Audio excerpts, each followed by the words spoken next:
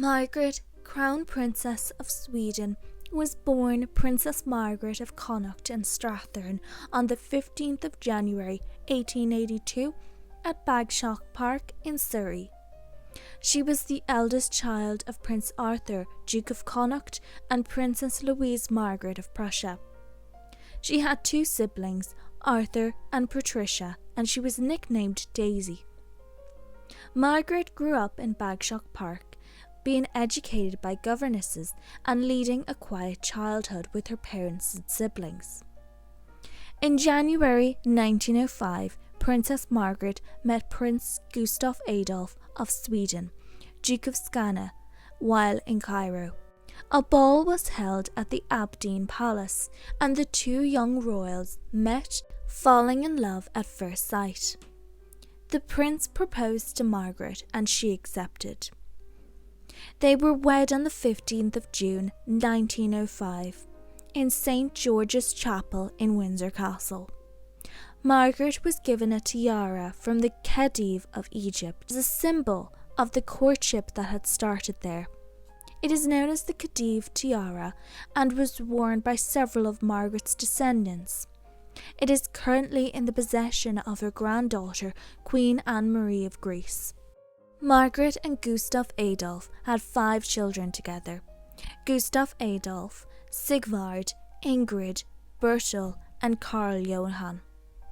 Margaret was quick to learn the Swedish language and history, endearing her to the Swedish public. In 1907, Margaret's grandfather-in-law passed away and she became the Crown Princess of Sweden. Margaret was a keen photographer who would document her family's life, and her photographs were published in news articles, films, and postcards. Despite her royal obligations, Margaret found time for her creative interests, like painting and gardening. She loved to paint and was inspired by the impressionistic style of Madeleine Fleury, who had taught Margaret. She spent much of her time with artists and took part in 2 exhibitions: the Baltic exhibition in Malmö in 1914 and Naya Adun in 1920. She loved to garden, and with Gustav Adolf, they created a garden at their summer residence. Margaret also wrote 2 books about garden planning. Margaret was an avid lover of sports and appeared on the cover of a sports magazine during her first summer in Sweden. She loved to play tennis and golf and to horse ride. In 1908, she founded Sweden's first women's team for bandy, called the Crown Princesses Hockey Club. Margaret had a talent for organisation and motivating others, and understood that her royal position brought opportunities. She took the initiative for charity projects based at the royal palace. She began to send packages with goods to the prisoners of war in Germany, Austria, and Russia, and encouraged others to do the same. When Margaret was 8 months pregnant with her 6th child in 1920, she underwent mastoid surgery.